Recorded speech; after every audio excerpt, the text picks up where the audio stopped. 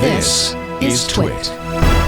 So let's get underway, Abrar, with your first story. Yes, my first story of the week is about the ridiculously priced $3,000 phone that I just bought, the Galaxy Z TriFold, which I have here in my hands. If you are watching this, it does fold three ways. It does fold. Yes. There are 3 panels and 2 hinges. It's real. You can see my fingerprints all over this thing. It loves fingerprints, which is super fun. And when I use this, I try not to think about the fact that it costs $3,000. Because I would never pick it up.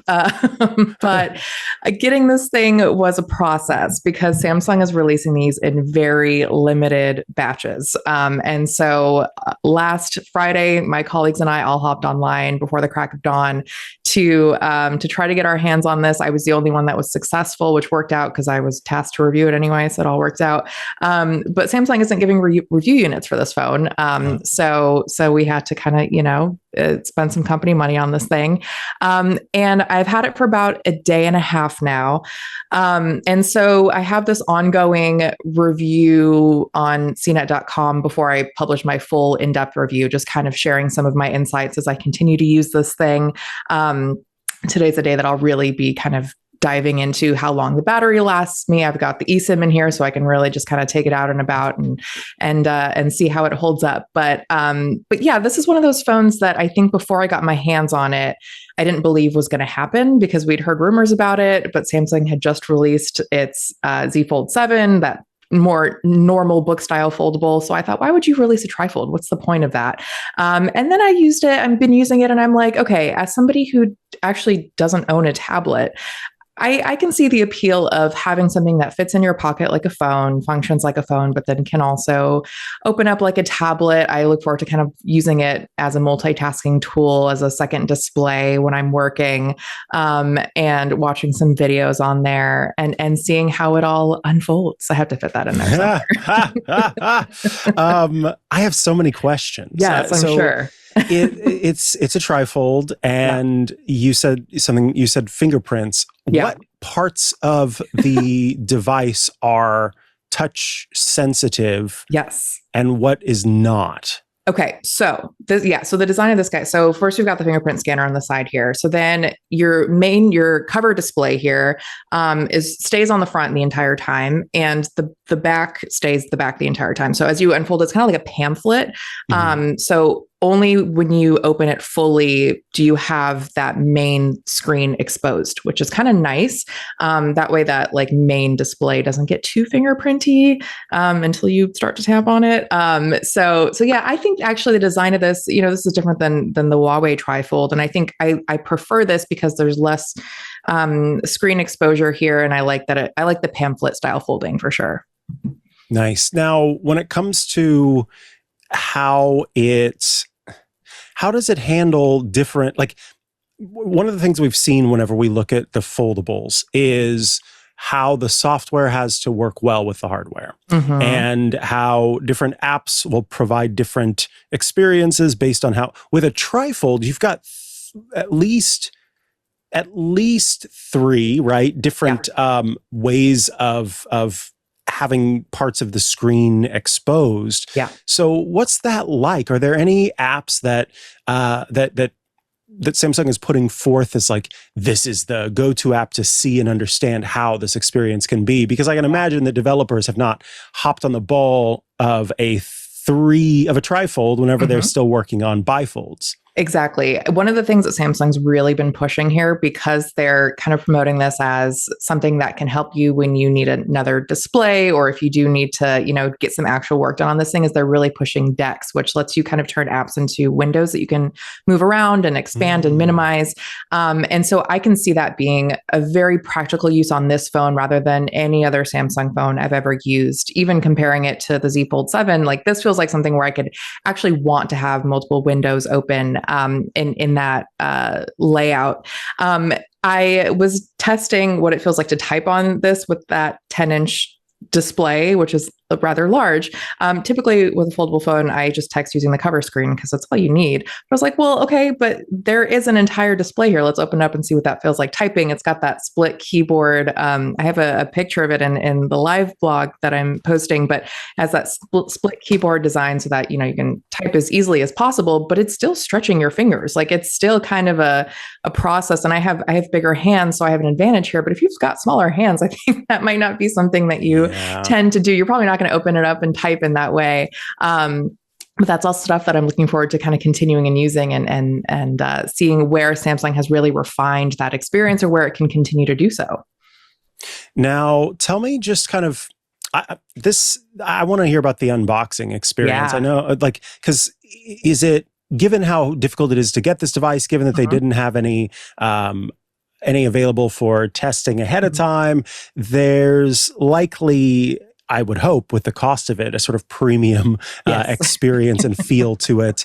And then along with that, tell us about the sort of screen protector thing going on, because I'm curious for this device.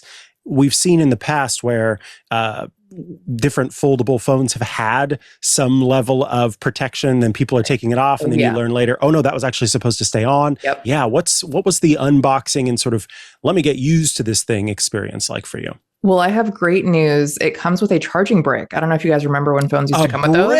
Yeah, not just a cable. So you get the whole package here. So it's totally worth $3,000, right? I mean, I think so. So you get that. It comes in this pretty massive box. You kind of lift open the top, and then the phone is kind of laid open there. We have a video on my Instagram if you want to check it out too. Later on, but so it was a nice unboxing experience. Nothing crazy luxurious. It's not like the case itself had like leather or anything. Like I was kind of like, what kinds of finishes will we have here? But there was nothing super premium. It was wrapped with a lot of paper, as you can see there, just to keep it all safe, I guess, because why not? With all that money. But whenever you get any foldable phone, they will have those alerts saying, do not take off the protective film, because people will always try to do that. So yes, it feels, tapping on the main display here inside of the foldable, I think it feels like any other foldable I've used. Durable enough. And hopefully people get the memo by now that you're not supposed to remove any of that protective film. But yeah, kind of like squishy, but not in a weirdly delicate way. Okay, that makes sense. Yeah. And then I just like, of course, as you said, today's going to be your big day of diving in and trying to figure out the battery life and how that all works. I'm always curious with Samsung, because it's so close to first party in the sense that like Samsung and Google, Android maker, are so often aligned that there's not a whole lot of customization there's a very predictable customization that you see from Samsung to sort of make it its own. Do you feel like this steps further into customization or steps away from customization, is more stock Android? Where do you feel like it kind of comes in when it comes to that? It does feel like with every phone, it's sometimes it feels like, even though Google and Samsung are obviously partners, it's like they're each pushing to get the dominance of the platforms that they've designed. I haven't had as much time to dive into how this varies from the other Samsung phones that I've used in that regard. So far, that interface feels very similar to the other phones they've released in 2025. But I think, given this is such a unique Samsung design, I hope that this is a phone where they can say, hey, we can really flex our software and not just our hardware, because they've been pushing a lot, on the hardware front. I think more than most mainstream companies that we have here in the US, at least. I mean, I know we're behind compared to China, but having a phone that's A, this thin when it's unfolded, and B, that folds twice, is quite an accomplishment. So I think I look forward to seeing how like you mentioned, how the software plays nicely with it. But I also want to know, do you, Micah, feel like you have any interest in a phone that looks like this? Like, do you think this is something you'd ever want to use? When I saw you unfold it, I thought, that there might be something to that. Yeah. Being able to go from such the smaller version to that larger version is kind of nice. I've always not thought that the bifold option made a lot of sense to me. Yeah. Oftentimes, if it was that way, then the when it was folded, it was like weirdly skinny, and when it was unfolded, it wasn't enough of a bigger screen. And so in that way, this trifold idea does seem to give a little bit more space, and therefore what I would see is reasonable in terms of choosing to go this route. Yeah. And so I don't want to box out an idea of me having a foldable phone of this type. I think the two types of foldables that are of interest to me right now are what you have shown and a clamshell sort of old school flip phone, but made modern. Those are the two things that are interesting to me. I'm not big on just what we've seen up to this point in terms of the folded in half situation. It's just not appealing. That's so fair. I think that one, it's harder to justify use case for those kind of book style foldables. The clamshell has that retro kind of fun, pocketable aspect. And then this has that like, oh, this is a practical hybrid device between a phone and a tablet. So I totally feel you there. And I think I'm aligned with you on that. Yeah.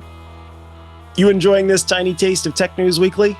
I'm happy to hear it. You can check out the full show on our website, twit.tv/TNW, or you can watch it right here on YouTube. Just click the link below.